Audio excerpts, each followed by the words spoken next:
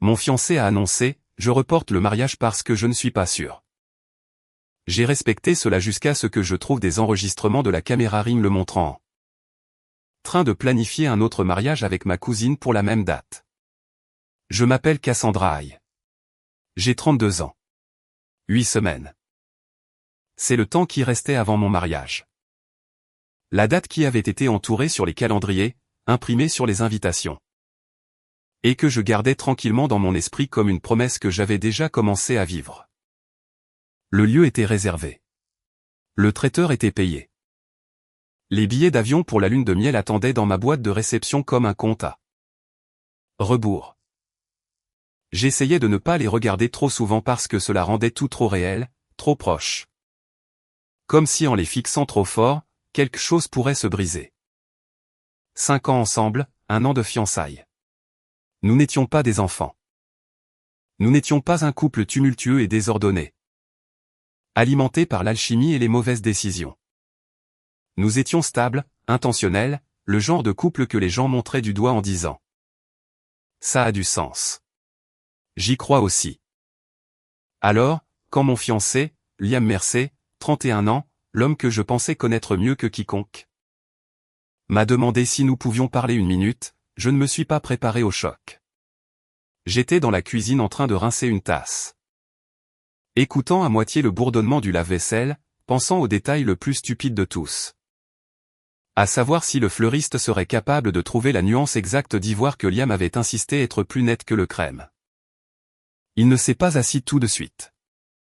Il est resté près de la porte comme un étranger attendant d'être invité à entrer. Une main dans sa poche. L'autre tenant son téléphone comme s'il pesait plus lourd qu'il ne le devait. Cass, a-t-il dit, et mon nom semblait répété dans sa bouche. Pouvons-nous reporter le mariage? J'ai cligné des yeux une fois parce que les mots n'ont pas atterri correctement. Reporter, ai-je répété. Qu'est-ce que tu veux dire par reporter? Il ne m'a pas regardé en répondant. Je ne suis juste plus sûr. Il y a des moments dans la vie où votre cerveau essaie de vous protéger en ralentissant tout. Comme s'il pensait que s'il étirait la seconde assez longtemps, vous trouveriez le bon moyen d'arrêter ce qui s'en vient. J'ai fermé le robinet. La cuisine est devenue silencieuse d'une manière qui a rendu mon pouls soudainement bruyant. Pas sûr de quoi, ai-je demandé prudemment. De nous? Du mariage? Du moment? Sa mâchoire s'est contractée juste un peu, non pas émotivement, mais de manière contrôlée. Comme s'il se contenait. J'ai besoin de temps, a-t-il dit, pour réfléchir, pour être certain. 8 semaines avant le mariage, après les acomptes, après un plan de table. Après que ma mère l'ait dit à toutes les tantes et cousines comme si c'était déjà chose faite. Une froideur lente m'a envahi, pas de la panique, quelque chose de plus vif. Une sorte de vigilance. Mais j'ai gardé ma voix égale. Si tu as besoin de temps, alors d'accord, ai-je dit. Je respecte ton honnêteté. Il m'a enfin regardé alors, comme s'il s'était attendu à des cris. Comme s'il s'était attendu à des supplications. Tu n'es pas en colère, a-t-il demandé. J'ai laissé échapper un petit souffle par le nez. Pas un rire, juste de l'air. Déçu, ai-je admis. Ouais. Mais je préfère que tu sois sûr plutôt que de te lancer dans un mariage avec des doutes pour lesquels tu m'en voudras plus tard. Il m'a fixé un instant, et je pouvais presque voir le recalcul se produire derrière ses yeux. Le soulagement, la surprise. La façon dont mon sang-froid lui facilitait la tâche de porter ce qu'il avait déjà décidé. Puis il s'est avancé et a passé un bras autour de moi. Ce n'était pas une étreinte persistante. Ce n'était pas affectueux. C'était le genre de câlin que quelqu'un donne quand il veut pouvoir dire plus tard qu'il a essayé. Tu es une femme bien, a-t-il dit à voix basse. C'est ce qui rend cela difficile. Je n'ai pas passé mes bras autour de lui tout de suite, non pas parce que je le punissais. Parce que mon corps n'avait pas encore rattrapé le moment. Où vas-tu rester, ai-je demandé une fois qu'il m'a lâché. Il s'est éclairci la gorge. Je pensais peut-être aller chez mon frère pour un moment. Pour nous donner de l'espace. Cela avait du sens. Trop de sens. C'était le genre de réponse qui semblait planifiée depuis des jours. J'ai hoché la tête. D'accord. Il est parti cette nuit-là avec un sac de sport et son ordinateur portable. Pas de drame, pas de porte claquée, pas de long discours. Juste une sortie silencieuse comme s'il partait pour un voyage d'affaires. Quand la porte s'est refermée derrière lui. Je suis resté là dans le couloir pendant un long moment, fixant l'endroit où son ombre avait été. Puis je suis retourné dans la cuisine et j'ai ouvert mon ordinateur portable parce que la partie adulte de moi. La partie qui avait bâti une carrière, acheté une propriété, géré des équipes. Survécu à des licenciements et des procès et des nuits blanches alimentées par le café et la rancune. Savait ce qui allait suivre. Si un mariage est reporté si près de la date, vous ne perdez pas seulement une date. Vous perdez des milliers. Alors, j'ai commencé à appeler les fournisseurs. La coordinatrice du lieu de réception a répondu en premier. Sa voix était sympathique, professionnelle, presque rodée. « Oh, ma chérie », a-t-elle dit quand j'ai expliqué. « Je suis tellement désolé. »« Mais oui. Nous pouvons déplacer votre date dans l'année à venir sans pénalité. Nous aurons juste besoin d'une demande formelle par courriel. » Un petit miracle. Le traiteur a été moins tendre. Ils ont posé des questions auxquelles je ne voulais pas répondre. Ils ont suggéré que cela pourrait être la frousse d'avant le mariage. Ils ont offert de conserver la compte mais m'ont prévenu que le transfert serait limité. Le photographe n'a pas décroché.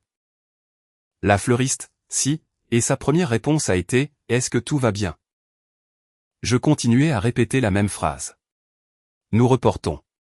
Nous prenons juste un peu de temps. Comme si le répéter pouvait le transformer en quelque chose de normal.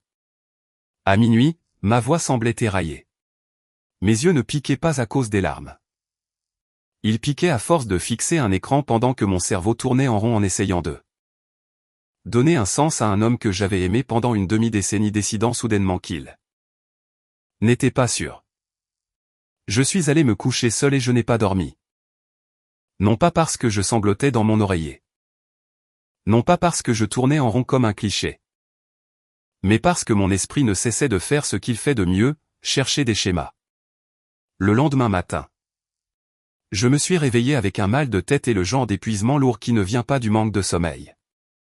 Il vient du fait que votre vie se dérobe sous vos pieds. J'ai fait du café que je n'ai pas goûté. Puis je me suis souvenu de quelque chose d'anodin. Un colis. Nous attendions une livraison. Quelque chose de stupide et de domestique comme des organisateurs de cuisine ou le chargeur de rechange que Liam jurait avoir besoin pour son bureau. J'ai ouvert l'application de la sonnette Ring sur mon téléphone pour vérifier quand il avait été déposé. Et c'était une tâche machinale, une routine. Le genre de choses que vous faites quand vous essayez de prétendre que votre vie est encore faite de moments ordinaires. La vidéo s'est chargée. J'ai regardé le livreur poser le colis, prendre une photo, s'éloigner. Et alors que j'étais sur le point de fermer l'application, j'ai remarqué l'horodatage sur le côté gauche de l'écran. Jeudi, 14h, hier, pendant que j'étais au travail. Mon pouce a survolé la chronologie sans réfléchir. La curiosité est une chose silencieuse. Elle ne ressemble pas à un danger. Elle ressemble à l'envie de savoir. Alors, j'ai fait glisser la barre en arrière. Quelques heures plus tôt, le Porsche est apparu de nouveau. Le même paillasson, la même plante en pot que Liam oubliait toujours d'arroser.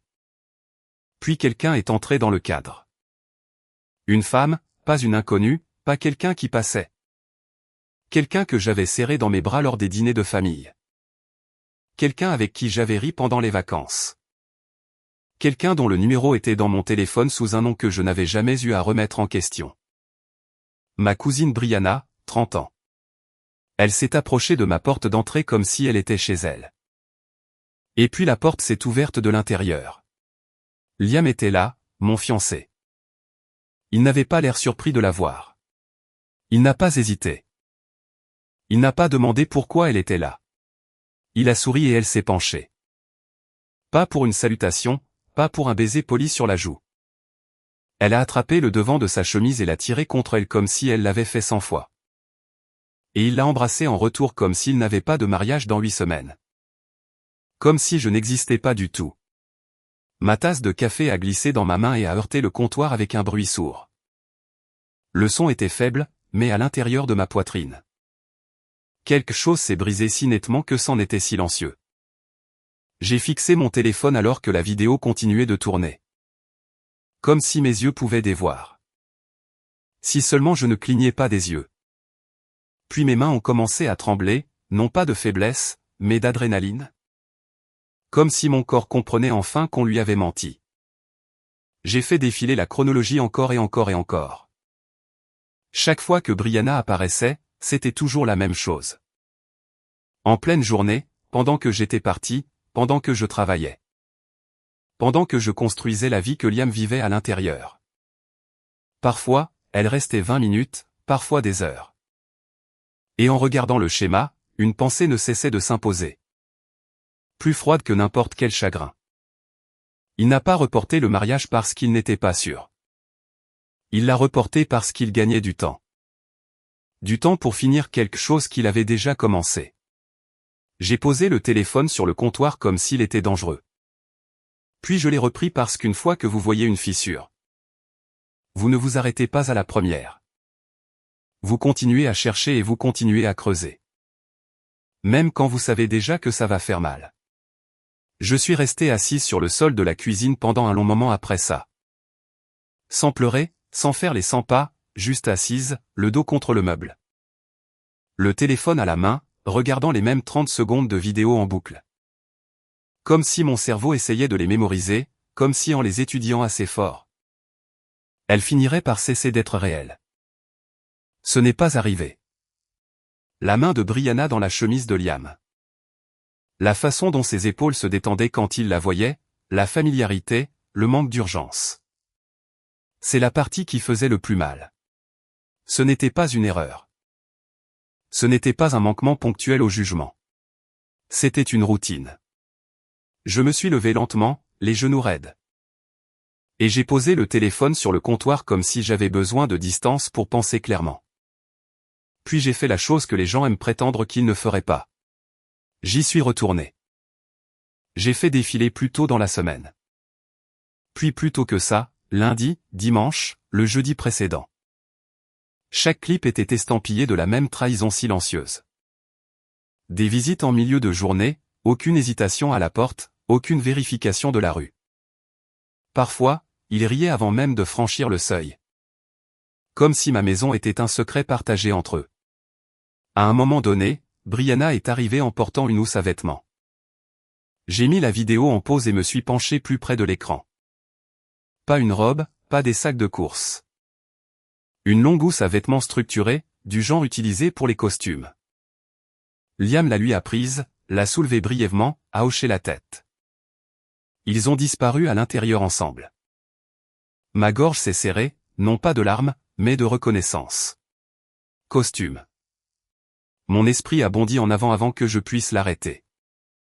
Pourquoi mon fiancé aurait-il besoin d'un costume de mariage maintenant? J'ai avancé de nouveau. Mercredi.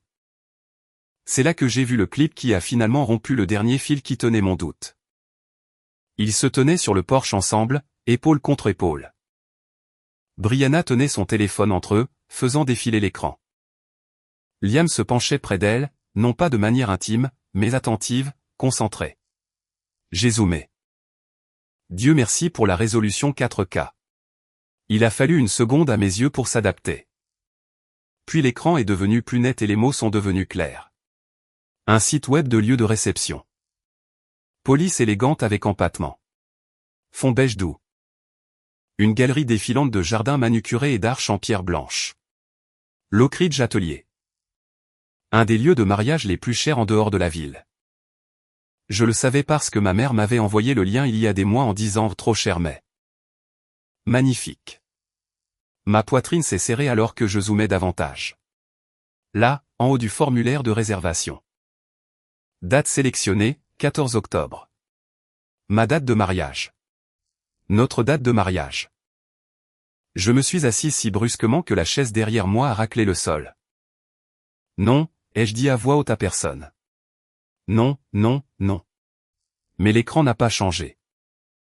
Ils sont restés là 1 minute de plus, pointant le téléphone, hochant la tête. Brianna a ri de quelque chose que Liam a dit. Il a tapoté l'écran une fois de manière décisive comme un homme confirmant un plan. Je n'ai pas bougé pendant près d'1 heure après ça. Juste assise là à fixer l'image en pause. Mon reflet faiblement visible dans le verre sombre de mon écran d'ordinateur portable. Ce n'était pas juste une liaison. C'était de la logistique, de la planification, de la coordination, un chevauchement. Il ne volait pas des moments. Il volait un avenir. J'ai finalement attrapé mon téléphone à nouveau, non pas pour appeler Liam, non pas pour crier. Non pas pour exiger des réponses qu'il n'aurait fait que déformer. J'ai appelé Rachel, ma plus vieille amie. Elle a répondu à la 2e sonnerie. Et, ça va? Je n'ai pas pris la peine de bavarder. J'ai besoin que tu écoutes, ai-je dit. Et j'ai besoin que tu ne m'interrompes pas avant que j'ai fini. Il y a eu une pause. D'accord. Je lui ai tout raconté. Le report, les images de la caméra Ring, le baiser, le lieu, la date. Quand j'ai fini, la ligne est restée silencieuse pendant quelques secondes. Puis Rachel a expiré brusquement. Cass, a-t-elle dit lentement. Ce n'est pas de la confusion. C'est de la stratégie. Ce mot a frappé plus fort que tout le reste. Stratégie, parce que c'était juste. Liam n'avait pas demandé de temps parce qu'il était tiraillé. Il a demandé du temps parce qu'il gérait un chevauchement. Ne le confronte pas encore, a poursuivi Rachel. Promets-le-moi. Je n'en avais pas l'intention. Bien, parce que s'il sait que tu sais, il va pivoter. Les gens comme ça le font toujours. Des gens comme ça. J'ai fermé les yeux. Qu'est-ce que je fais, ai-je demandé. D'abord, a-t-elle dit, tu documentes tout. Chaque clip, chaque horodatage. Chaque dépense. Tu agis comme si rien n'avait changé. J'ai ouvert les yeux et j'ai regardé ma cuisine. Notre cuisine. La photo de fiançailles encadrée toujours sur le mur. Le calendrier avec octobre entouré en rouge. Deuxièmement, elle n'a pas hésité. Tu te protèges. Cette nuit-là, j'ai téléchargé chaque morceau de vidéo, chaque visite, chaque entrée, chaque sortie. J'ai créé des dossiers, je les ai étiquetés par date, j'ai tout horodaté. Comme si je constituais un dossier d'enquête au lieu de faire le deuil d'une relation. Puis j'ai consulté nos relevés de cartes de crédit communes. Je n'avais pas voulu regarder plus tôt. Une partie de moi espérait que l'ignorance rendrait la douleur moins vive. Ce ne fut pas le cas. Des frais que je ne reconnaissais pas ont commencé à apparaître immédiatement. Un atelier de tailleur pour homme à l'autre bout de la ville. Plusieurs visites, des acomptes, des frais d'ajustement en urgence, une dégustation de traiteur. Pas celle à laquelle j'avais assisté, un photographe que je n'avais jamais contacté.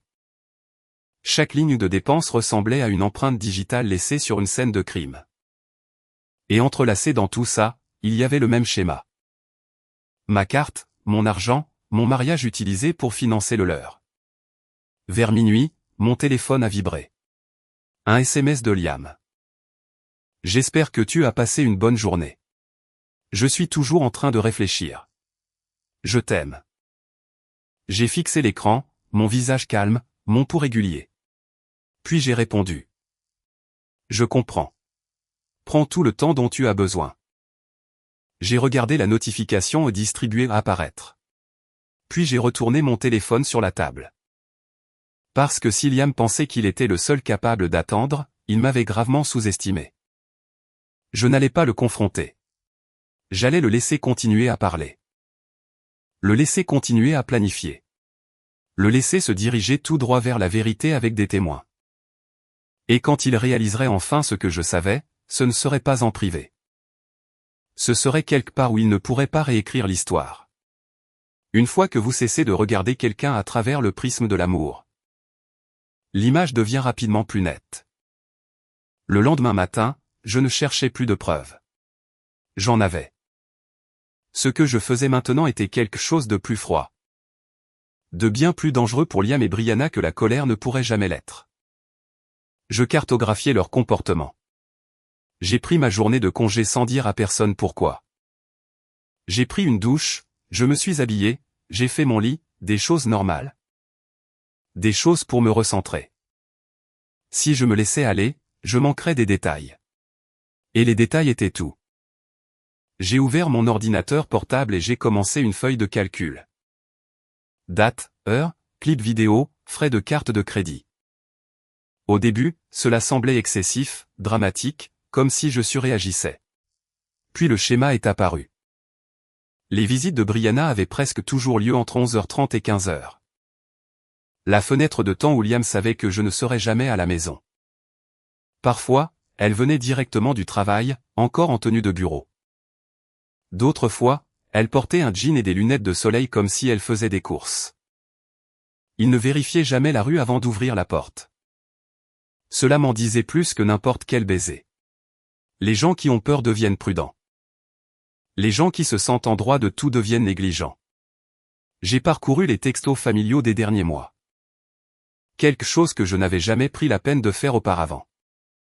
C'est là que les petites choses ont commencé à s'aligner.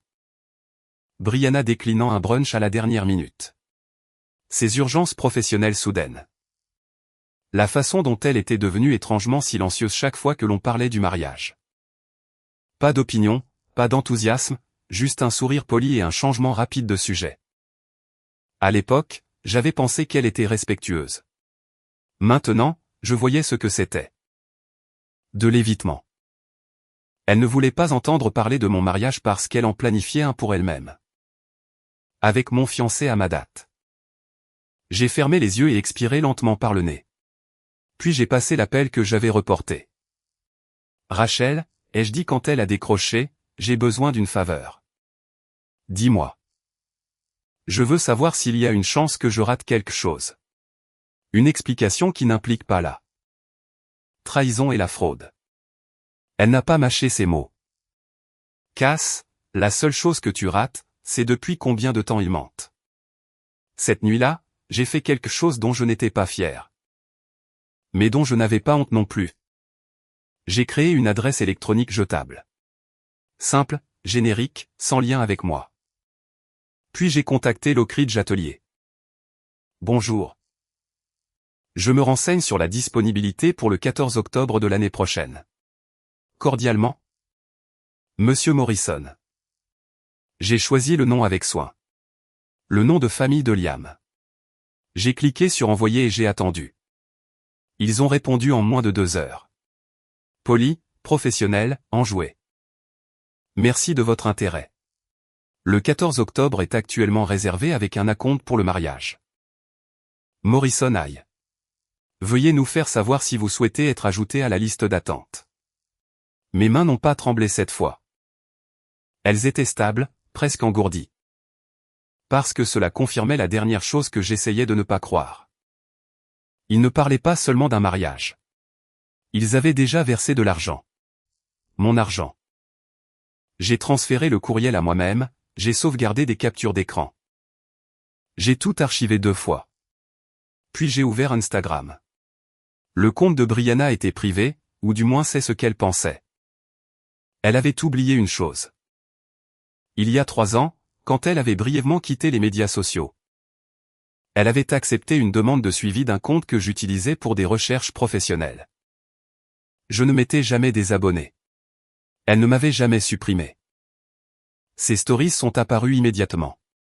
Des citations douces sur des fonds neutres. Parfois, le bon amour arrive au mauvais moment. Suivre son cœur demande du courage. Tous les chemins ne sont pas faits pour être compris. Et là, il y avait une réponse, un emoji en forme de cœur de Liam. J'ai fermé l'application sans regarder le reste. Je n'en avais pas besoin. La couche suivante s'est révélée lorsque j'ai vérifié à nouveau la carte de crédit commune. Les frais de l'atelier de tailleur n'étaient pas seulement des acomptes. C'étaient des essayages terminés, plusieurs rendez-vous, des retouches en urgence. Liam ne faisait pas que regarder. Il finalisait. Je me suis penché en arrière sur ma chaise et j'ai fixé le plafond. Un étrange rire creux s'est échappé avant que je puisse l'arrêter.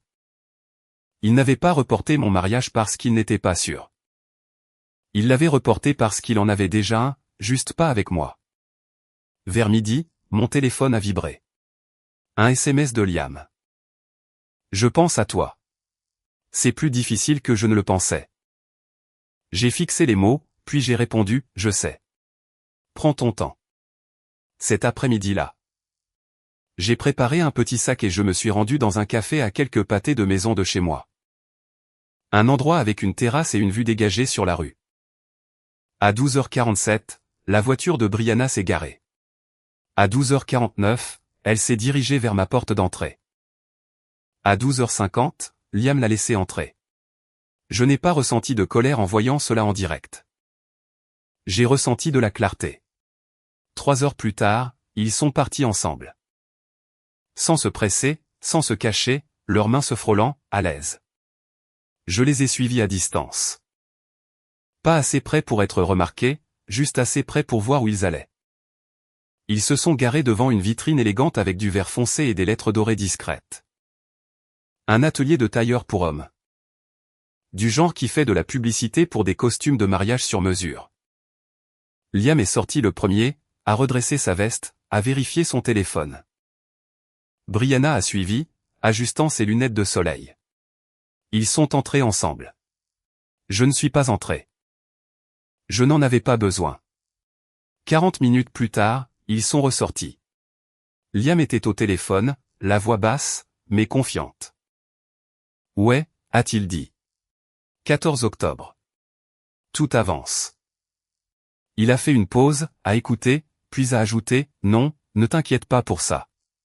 C'est réglé. Réglé. Je suis resté dans ma voiture jusqu'à ce qu'il s'éloigne. Puis j'ai sorti mon téléphone et j'ai passé un autre appel. Cette fois, à un numéro que je n'avais pas composé depuis des années. Et, a répondu une femme avec prudence. Qui est à l'appareil? J'ai dégluti une fois. Je m'appelle Cassandra, ai-je dit. Je pense que nous devons parler de Liam. Il y a eu un long silence à l'autre bout du fil. Puis elle a parlé, doucement, prudemment. Je me demandais quand quelqu'un appellerait. C'est là que j'ai su que cela ne se terminerait pas tranquillement et que cela ne se terminerait pas gentiment. Elle s'appelait Emily, l'ex de Liam. Nous ne nous sommes pas rencontrés en personne. Pas encore. Cette conversation n'était pas prête à exister dans la même pièce. Nous avons parlé au téléphone, à voix basse, prudente. Comme deux personnes approchant les mêmes décombres de côtés opposés. Je ne savais pas comment te joindre, a dit Emily. Il m'a dit que vous étiez dans une situation compliquée, en pause. Que le mariage était reporté parce que tu n'étais pas sûr. J'ai fermé les yeux. Est-ce qu'il t'a dit quand, ai-je demandé. Elle n'a pas hésité. Il y a environ 4 mois. 4 mois. C'est à ce moment-là que l'air dans ma poitrine s'est finalement raréfié. Pas de panique, pas de chagrin. Juste la prise de conscience indubitable que je me tenais au milieu d'une histoire qui avait commencé bien avant que je sache que j'en faisais partie. Il a dit que tu étais pragmatique, a poursuivi Emily. Que tu voulais la stabilité plus que l'amour, qu'il se sentait piégé. Piégé. J'ai imaginé Liam debout dans ma cuisine, demandant du temps. La main dans sa poche comme s'il tenait un script. J'ai imaginé Brianna sur mon porche, à l'aise, familière. Il m'a dit que tu savais, a ajouté Emily, qu'il voyait quelqu'un d'autre. Non, ai-je dit doucement. Je ne savais pas. La ligne est redevenue silencieuse. Je suis désolé, a-t-elle dit après un moment, et cette fois. Cela ne sonnait pas comme de la courtoisie. Cela sonnait comme une reconnaissance, comme si elle mesurait enfin le poids de ce qu'il avait fait. Nous avons échangé des faits, des dates, des lieux, des mensonges qui se chevauchaient. Emily m'a envoyé des captures d'écran. Des messages de Liam parlant de notre mariage comme d'un inconvénient, d'un obstacle temporaire. De quelque chose à contourner. Je n'ai pas réagi tout de suite. J'ai tout sauvegardé. Puis je lui ai dit la vérité. Je n'appelle pas pour te demander de le confronter, ai-je dit. Je veux juste que tu saches ce qui se passe réellement, et je veux que tu te protèges. Elle a expiré. Il m'a dit que tu étais émotive. J'ai failli rire. Cette nuit-là, Liam est revenu à la maison pour prendre quelques affaires. Je savais qu'il le ferait. J'avais laissé sa veste préférée accrochée près de la porte exprès. Il a frappé comme un invité. J'ai ouvert la porte et me suis écarté sans un mot. « Tu as l'air fatigué ?» a-t-il dit. Jetant un coup d'œil à mon visage comme s'il cherchait des fissures. « Longue journée ?» ai-je répondu. « Appel au fournisseur. » Il a hoché la tête, sans proposer son aide. Il s'est déplacé dans la maison rapidement, efficacement. Comme quelqu'un qui ne voulait pas s'attarder. Il a pris des vêtements, des articles de toilette, sa montre. Puis, sans demander, il est allé dans la chambre. Je l'ai suivi. Il a ouvert le placard et a attrapé la housse à vêtements que je lui avais achetée il y a des mois. Celle que j'avais imaginé qu'il porterait le jour de notre mariage. Celle-ci aussi, a-t-il dit en la soulevant. J'ai soutenu son regard. Pourquoi, ai-je demandé. Il a fait une pause d'une demi-seconde. Juste assez. Au cas où nous déplacerions les choses, a-t-il dit. Les dates changent. Je veux être prêt. Prêt? Je me suis écarté et l'ai laissé la prendre. Il a fermé la housse et l'a passée sur son épaule. Puis il s'est tourné vers moi, l'expression soigneusement neutre. Je suis désolé de te faire subir ça, a-t-il dit. Tu mérites mieux. Voilà encore cette phrase, pratiquée, polie. Je suis d'accord, ai-je dit. Il a cligné des yeux une seule fois. Quoi? J'ai dit que je suis d'accord. Il m'a fixé comme s'il attendait autre chose. Des larmes, des accusations, une question. Il n'a rien eu de tout cela. Après son départ, j'ai verrouillé la porte et j'ai appuyé mon front contre elle. Non pas parce que j'étais faible, mais parce que j'avais besoin du poids de quelque chose de solide. Le lendemain matin, j'ai de nouveau appelé Rachel. Je suis prête, lui ai-je dit. Pourquoi? Pour mettre fin à cela publiquement. Elle n'a pas posé de questions. Elle me connaissait assez bien pour comprendre ce que cela signifiait. Nous avons tout planifié avec soin. Pas de cris, pas d'embuscade, pas de scène qui pourrait être réécrite comme de l'hystérie. Des faits, des documents, des témoins, et un cadre où les mensonges ne survivraient pas. L'Oak Ridge Atelier avait une visite de prévue le mercredi à 14 h. Je le savais parce que Liam avait posté un emoji de champagne avec la légende Grand Jour. Pas publiquement, mais dans un cercle qu'il pensait privé. J'ai transmis l'information à mon avocate. Est-ce légal de se présenter, ai-je demandé. Tant que vous ne menacez personne, a-t-elle dit. La vérité n'est pas un crime. Mardi soir, tout était prêt. Les dossiers, les vidéos, les courriels, les reçus. Liam m'a de nouveau envoyé un SMS. J'espère que tu vas bien. C'est difficile pour moi aussi. J'ai fixé le message pendant un long moment avant de répondre. Je sais. Je te fais confiance. J'ai retourné le téléphone et je suis allé me coucher, non pas pour dormir, mais pour attendre. Parce que le truc avec les gens qui croient avoir le contrôle, c'est qu'ils ne voient jamais venir le moment où le sol se dérobe. Et demain, j'allais le lui enlever. Mercredi est arrivé tranquillement. Pas d'orage, pas d'avertissement. Juste un après-midi clair et lumineux qui semblait presque insultant dans son calme. Je suis arrivé à l'Oak Ridge Atelier avec 15 minutes d'avance. Habillé comme si j'allais à une réunion, pas à une confrontation. Blazer noir, expression neutre. Cheveux tirés en arrière assez serrés pour empêcher mes pensées de s'échapper. Mon avocate, Marissa, m'a rejointe dans le hall.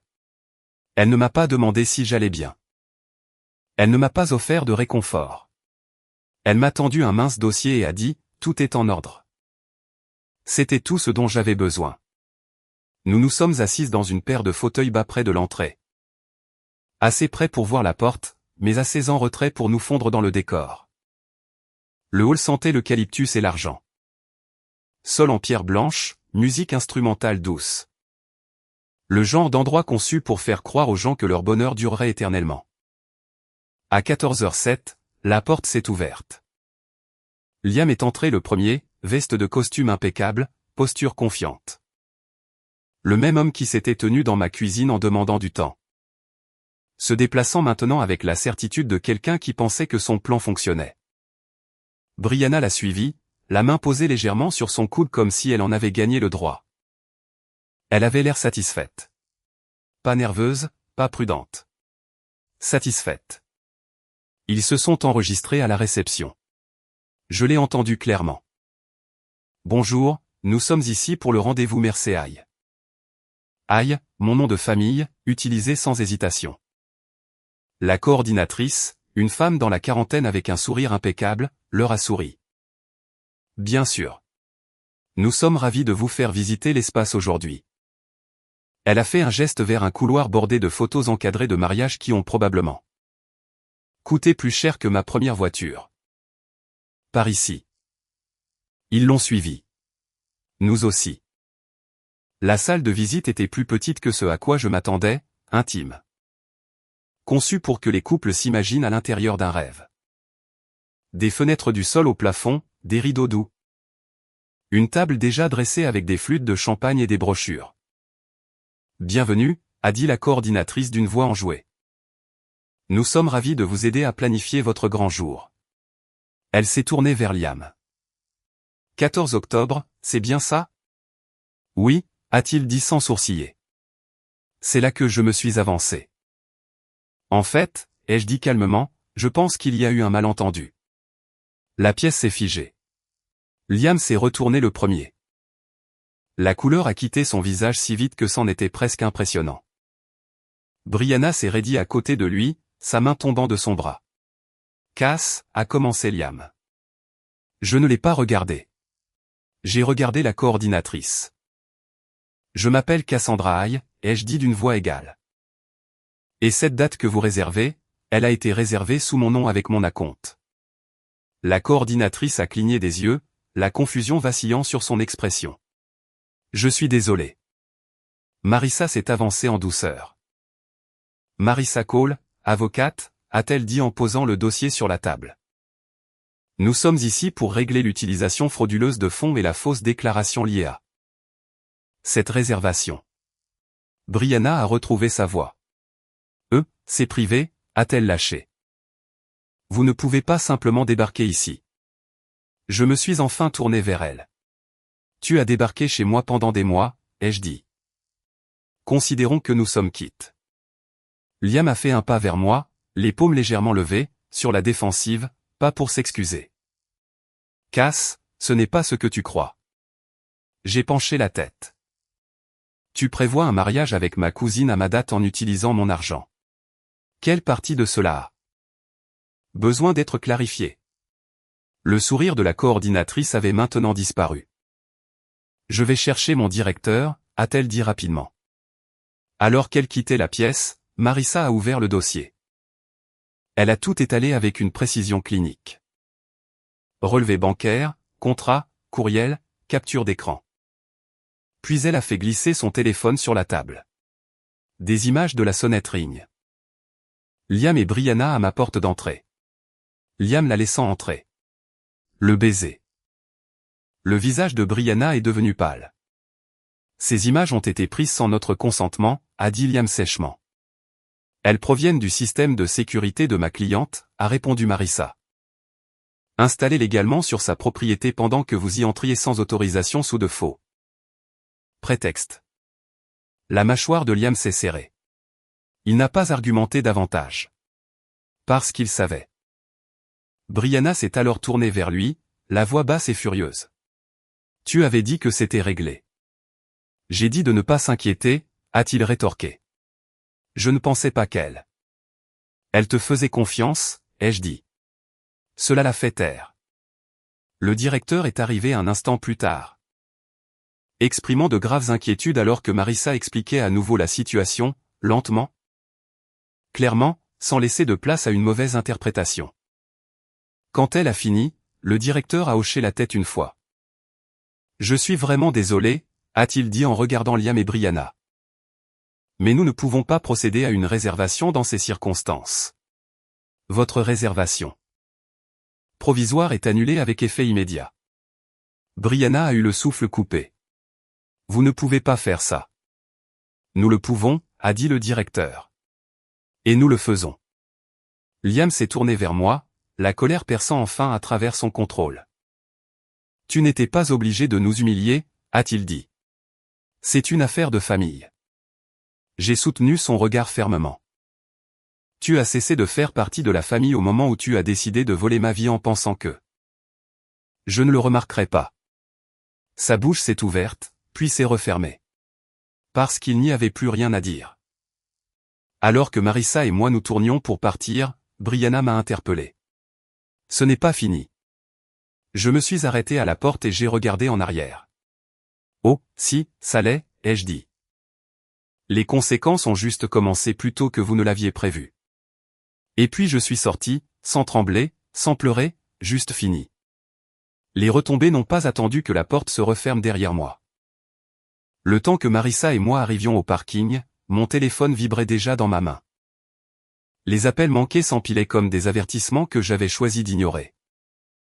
Je n'ai répondu à aucun d'eux. Marissa s'est arrêtée à côté de sa voiture et s'est tournée vers moi. À partir de maintenant, n'entre pas en contact direct avec eux, a-t-elle dit. S'ils menacent d'une action en justice, ils passent par moi. S'ils s'excusent. Tu ignores. Les excuses à ce stade ne sont que de la gestion de crise. J'ai hoché la tête. Je n'étais pas tenté de faire autrement. Ce qui m'a surprise, c'est à quel point je me sentais stable.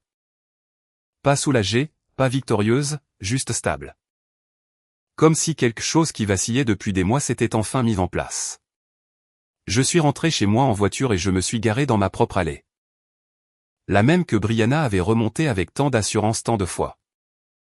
La maison semblait inchangée, silencieuse, ordinaire. À l'intérieur, mon téléphone a de nouveau sonné. Cette fois, j'ai jeté un coup d'œil à l'écran. Tante Lorraine, la mère de Brianna. Je l'ai laissé sonner. Puis un SMS est arrivé. Comment as-tu pu lui faire ça? Elle est dévastée. J'ai fixé le message un instant, puis j'ai posé le téléphone. 5 minutes plus tard, ma mère a appelé. J'ai répondu. Cass, a-t-elle dit sans préambule. Qu'est-ce qui s'est passé? Je n'ai pas dramatisé. Je n'ai pas non plus adouci les choses. J'ai découvert que Liam avait une liaison avec Brianna depuis des mois. Il prévoyait un mariage à ma date en utilisant mon argent. Je les ai confrontés au lieu de réception avec une avocate. La réservation a été annulée.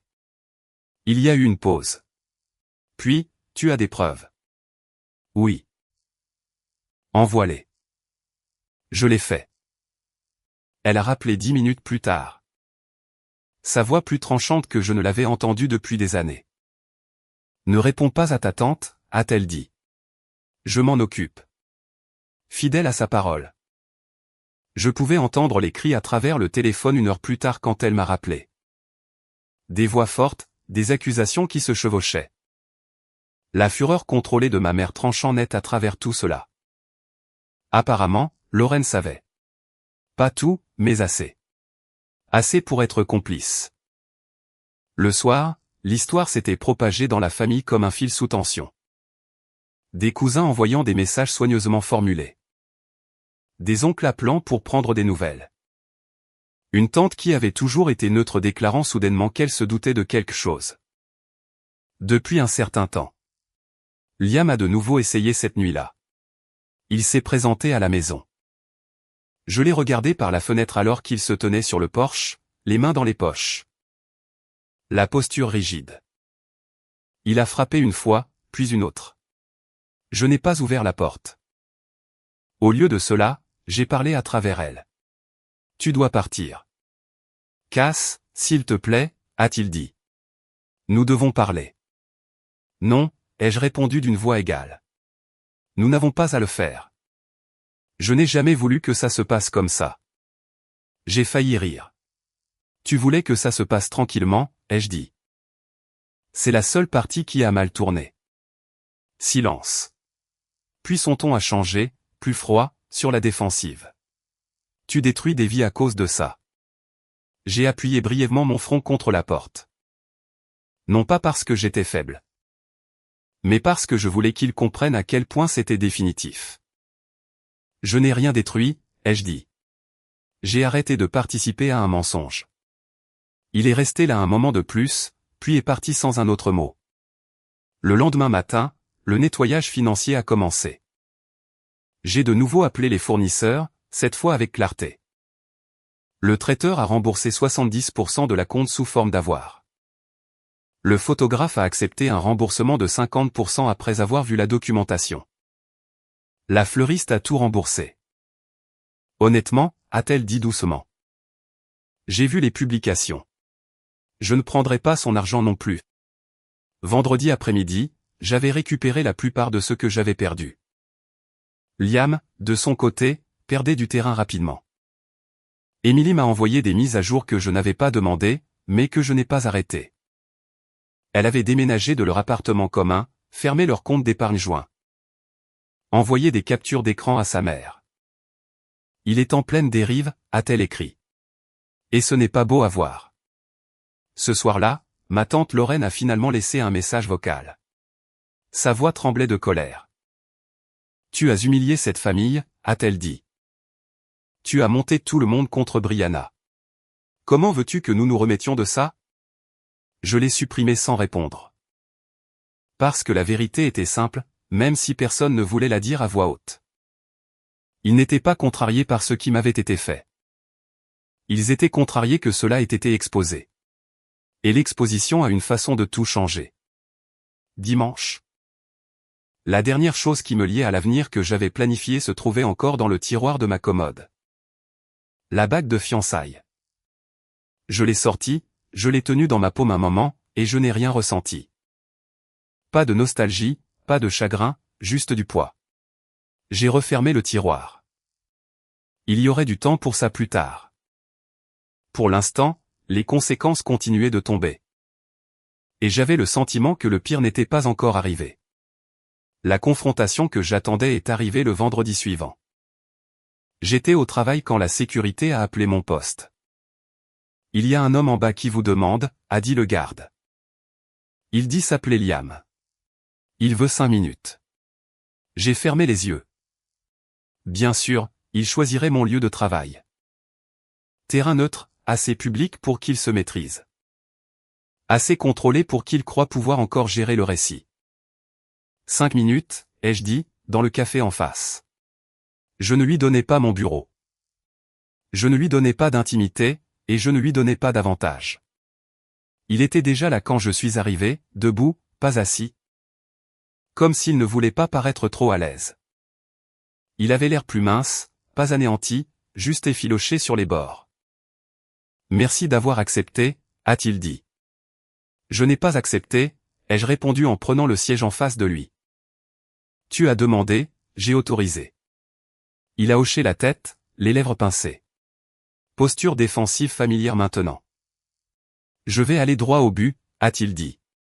Je suis désolé. Je n'ai pas répondu. Je sais que ça ne répare rien, Liam, a-t-il poursuivi. Mais j'ai besoin que tu comprennes. Ce que j'avais avec Brianna, ça a échappé à tout contrôle. Non, ai-je dit calmement. C'était géré. Tu l'as programmé. Sa mâchoire s'est contractée. Tu n'as pas le droit de le définir, a-t-il lâché. Si, j'ai le droit, ai-je dit. Tu as utilisé mon argent, ma maison. Mon nom. Tu as planifié un mariage en me demandant de la patience. Ce n'est pas de la confusion. C'est de la fraude. Il s'est penché en avant. Tu as ruiné ma vie à cause de ça. Je l'ai regardé alors. Vraiment regardé. Tu as ruiné ta vie quand tu as décidé que j'étais trop sûr pour être respecté, ai-je dit. J'ai juste arrêté de te couvrir. Il a ricané. Tu n'étais pas obligé de le rendre public. Je ne l'ai pas fait, ai-je dit. Tu l'as fait en entrant dans un lieu de réception avec mon nom de famille sur la réservation. Un silence s'est étiré entre nous. Finalement, il a expiré fortement. Brianna est enceinte. La voilà. Je n'ai pas réagi. Je n'ai pas eu le souffle coupé. Je n'ai pas posé de questions. Félicitations, ai-je dit sèchement. Il a froncé les sourcils. C'est tout? C'est tout, ai-je répondu. Tes choix de vie ne me concernent plus. Il m'a fixé comme s'il cherchait quelque chose. Du regret peut-être, ou de la peur, ou la version de moi qui se serait adoucie à cette nouvelle. Il n'a rien trouvé. Ça aurait pu être géré différemment, a-t-il marmonné en se levant. Oui, ai-je convenu, en ne me trahissant pas. Il est parti sans un autre mot. Cet après-midi-là, l'implosion familiale a finalement atteint son paroxysme. Ma tante Lorraine a envoyé un message de groupe à toute la famille, m'accusant de cruauté, d'égoïsme et de détruire l'avenir d'un jeune couple. Avant même que je puisse répondre, ma grand-mère a répondu. Une seule ligne. Il a trompé Cassandra avec sa cousine et a planifié un mariage à sa date. Ce n'est pas de l'amour. C'est du vol. La conversation s'est tue. Plus tard dans la soirée, ma mère est venue avec des plats à emporter et sans question. Nous avons mangé dans un silence confortable jusqu'à ce qu'elle dise finalement. Je suis fier de toi. Cela a compté plus que je ne l'aurais cru. La semaine suivante, les effets d'entraînement ont continué. Liam a perdu son emploi, non pas à cause de la liaison, mais parce que les ressources humaines documentaient ses déjeuners prolongés depuis des mois. Des absences de 3 heures, de fréquentes réunions hors site. Quand j'ai envoyé les horodatage de mes vidéos Ring à Emily à sa demande, elle les a transmis à son employeur. Ils n'avaient pas besoin d'un mobile, ils avaient besoin de preuves. Brianna a pris un congé de son travail. Raison personnelle, selon ma tante. Traduction, tout le monde savait. L'industrie du mariage était apparemment plus petite que je ne l'avais imaginé. Le mot s'est répandu. Les lieux de réception ont refusé les réservations. Les fournisseurs sont soudainement devenus indisponibles. Les actions ont une façon de raisonner. Le dimanche, nous nous sommes réunis pour le dîner d'anniversaire de ma grand-mère. 30 personnes, une longue table, trop de nourriture. Liam n'était pas là. Brianna y était. Elle était assise à l'autre bout, les yeux baissés, la posture tendue. À mi-chemin du dîner, ma grand-mère s'est éclaircie la gorge. Brianna, a-t-elle dit d'une voix ferme. Où est Liam? Brianna a hésité. Il n'a pas pu venir. Ma grand-mère a hoché la tête une fois. Bien. Il n'est pas le bienvenu. Tante Lorraine a ouvert la bouche pour protester. Ma grand-mère ne l'a pas laissé faire. J'ai élevé des enfants, a-t-elle dit. Je connais la différence entre l'amour et le sentiment que tout nous est dû. Je n'accueillerai ni l'un ni l'autre. Personne n'a argumenté. Après le dessert, ma grand-mère m'a prise à part et a pressé quelque chose dans ma main. La bague de famille que Brianna avait un jour admirée de trop près. Je veux que tu la reprennes, a-t-elle dit. Elle n'a jamais été destinée à la malhonnêteté. J'ai refermé mes doigts dessus, non pas comme un symbole de perte, mais de clarté. Le temps que je rentre chez moi ce soir-là, mon téléphone a de nouveau vibré. Un message d'un numéro inconnu. Est-ce que tu me pardonnes? Je n'ai pas répondu.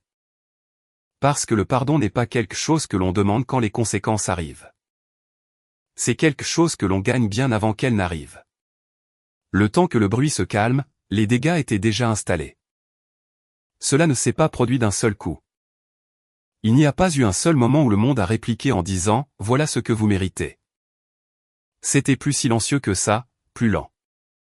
Le genre de délitement qui se produit quand les gens arrêtent de répondre aux appels et que les portes arrêtent de s'ouvrir.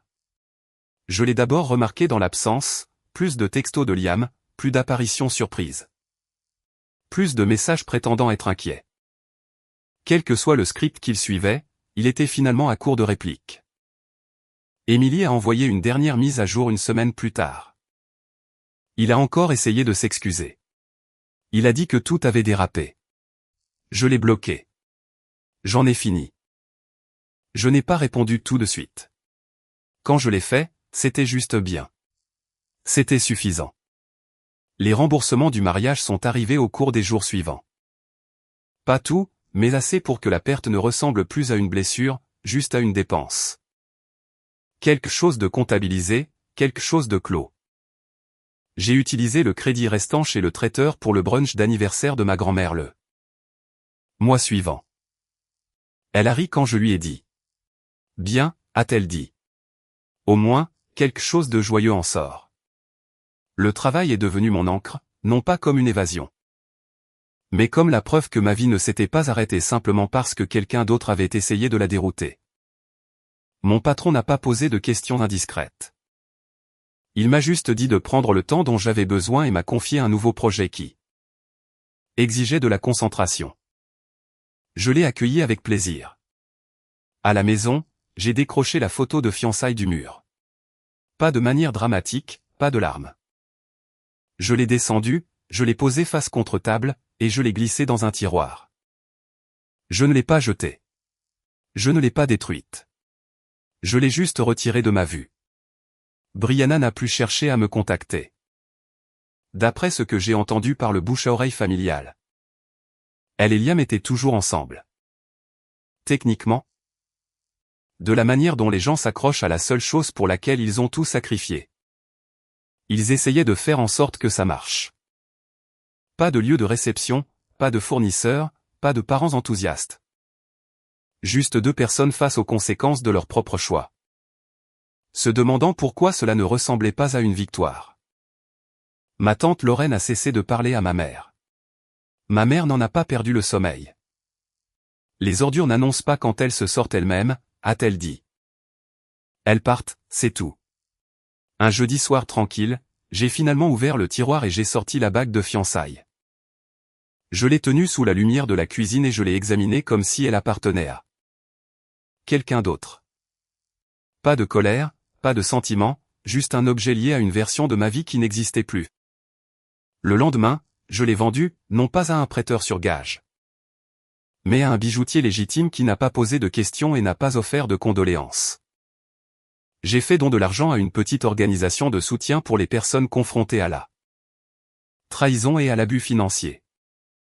Puis j'ai posté le reçu. Sans légende, sans explication. Le message a voyagé de lui-même. Une semaine plus tard, j'ai croisé Liam dans une station-service. Il avait l'air fatigué, pas anéanti, juste usé. Comme quelqu'un qui avait passé des semaines à se disputer avec la réalité et qui avait perdu à chaque fois. Cass, a-t-il dit, hésitant. Liam. Il s'est arrêté, puis a réessayé. Je suis désolé. Je sais, ai-je dit. Et je le pensais, non pas comme un pardon, mais comme une reconnaissance. Tu penses qu'un jour? Non, ai-je dit doucement. Certaines choses ne se réinitialisent pas. Il a hoché la tête comme s'il s'attendait à cette réponse. En finissant de faire le plein et en montant dans ma voiture, j'ai aperçu mon reflet dans le rétroviseur. Calme, ancré, imperturbable. Pas complètement guéri, mais honnête. Et c'était suffisant. Parce que le contraire de l'amour n'est pas la haine. C'est la clarté. Et je n'avais jamais vu aussi clairement de ma vie. 3 semaines après que tout se soit effondré. Le monde s'est installé dans quelque chose de presque normal. Pas comme avant, jamais ça, mais après. Le calme qui vient quand la poussière retombe enfin et que vous vous retrouvez debout dans la forme de votre propre vie à nouveau. Sans obstruction. J'étais à ma table de cuisine un dimanche matin. Le café refroidissant à côté de mon ordinateur portable. Quand mon téléphone a vibré avec un message de ma mère. Ta tante dit que Brianna est enceinte. J'ai fixé l'écran un long moment. Puis j'ai répondu. D'accord. C'était tout. Pas de choc, pas de questions, pas de pic émotionnel. Parce que si vous alignez les calculs honnêtement, le timing avait toujours été là. Caché à la vue de tous, les fins d'après-midi, les urgences professionnelles. L'urgence déguisée en romance. Ma mère a appelé quelques minutes plus tard. Elle doit accoucher en octobre, a-t-elle dit. À peu près au même moment où ton mariage était prévu. J'ai expiré lentement. Bien sûr. Un silence s'est étiré entre nous. Ta grand-mère dit que le bébé n'est pas le bienvenu à Noël, a ajouté ma mère avec précaution. J'ai presque souri. Dur peut-être, mais ma grand-mère avait toujours cru que les limites n'étaient pas de la cruauté. C'était de la clarté. Les retombées familiales se sont finalisées tranquillement après ça. Ma tante Lorraine a complètement cessé d'appeler. Brianna a cessé d'assister aux événements familiaux. Liam est devenu un nom. Les gens baissaient la voix en sa présence. Oh, c'est lui. C'est celui qui. Ouais. Avec sa cousine. Ils étaient devenus un récit édifiant. Et ça, j'ai réalisé, était pire que de se faire crier dessus. J'ai pris le reste de l'argent de mon mariage récupéré et j'ai réservé un voyage en solo en Europe. 2 semaines, pas d'itinéraire fixe. Pas de préférence de quelqu'un d'autre à prendre en compte. J'ai posté des photos. Rien d'excessif. Des cafés, des musées, la lumière du soleil à travers de vieilles fenêtres. Liam a regardé chaque story. Je le savais parce qu'Instagram vous le dit. Emily et moi nous sommes rencontrés pour un café une fois. Pas romantique, pas gênant. Juste 2 femmes qui avaient survécu au même homme sous des angles différents. Il continue d'essayer de me reconquérir, a-t-elle dit en secouant la tête. Comme si de rien n'était. Ça correspond, ai-je répondu. Elle a ri doucement. Tu sais quelle est la partie la plus triste? Quoi? Il pense que te perdre était de la malchance, pas une conséquence. J'ai hoché la tête. C'est pour ça que ça continuera d'arriver. Quelques jours après mon retour, il y a eu un dernier coup à ma porte. Je n'ai pas eu besoin de vérifier la caméra pour savoir qui c'était. Liam se tenait sur le porche, tenant un pack de 6 bières comme une offrande de paix. Pas ivre, pas émotif, juste assez désespéré pour essayer. On se connaît depuis qu'on est enfant, a-t-il dit quand j'ai ouvert la porte. Mais sans l'inviter à entrer. 25 ans. Ça ne compte pas pour quelque chose? Ça comptait, ai-je dit. Passé. Je peux arranger ça. J'ai secoué la tête. On ne peut pas réparer la trahison. On peut seulement arrêter de la répéter. Il a baissé les yeux sur les bières dans sa main comme s'il avait oublié pourquoi il les avait apportées. Tu ne ressens vraiment plus rien, a-t-il dit doucement. J'ai croisé son regard. Non, ai-je dit. Je ressens quelque chose de très spécifique. Quoi? Du soulagement. Il a laissé les bières sur le porche en s'éloignant. Je les ai données à mon voisin. Cette nuit-là, allongé dans mon lit, j'ai pensé à la façon dont la trahison vous change. Je vérifie les images de la caméra Ring plus souvent maintenant. Je remets en question les motifs plus rapidement. Je fais confiance plus lentement. Mais je n'ignore plus non plus les schémas. Je n'excuse plus les signaux d'alarme. Je ne confonds pas le confort avec le caractère. Et je ne sacrifie pas la clarté pour la paix. Liam voulait de l'excitation. Brianna voulait ce qu'elle n'était pas censée avoir. Ils se sont eus l'un l'autre. C'est une punition suffisante. J'ai récupéré mon argent. Ma dignité intacte. Et une histoire que je n'aurai jamais à m'excuser d'avoir racontée. Les gens demandent encore lors des réunions de famille, alors, qu'est-ce qui s'est passé? Je souris et je dis, le mariage n'a pas eu lieu. Et c'est la vérité. Le temps a fait ce qu'il fait toujours quand on arrête de se battre contre lui. Il est passé à autre chose. Pas de manière dramatique, pas avec des feux d'artifice ou des discours de clôture. Juste en avant, stable, indifférent, efficace.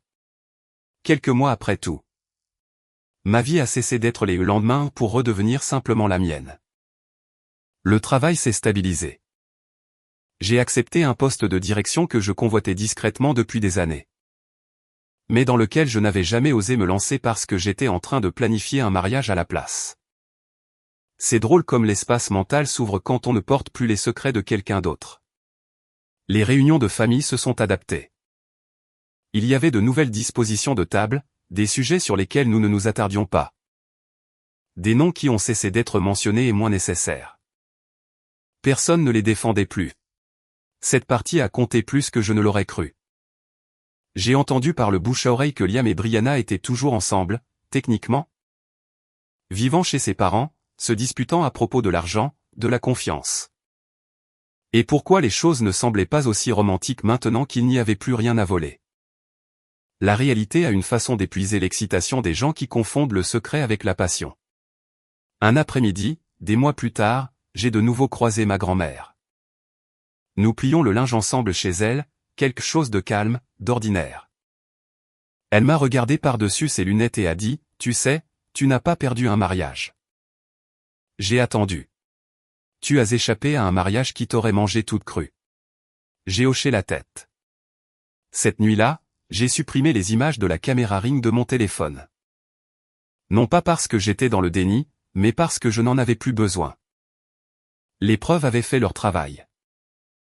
Je crois toujours en l'amour, juste pas celui qui m'oblige à me rabaisser, à excuser. Ou à attendre tranquillement pendant que quelqu'un d'autre décide de ma valeur. Quand quelqu'un vous montre qui il est, croyez-le la première fois. Et quand il essaie de construire un avenir sur votre silence, arrachez-lui les fondations. Pas avec de la rage, avec la vérité. Cette histoire est entièrement fictive et destinée uniquement à des fins de divertissement et d'éducation.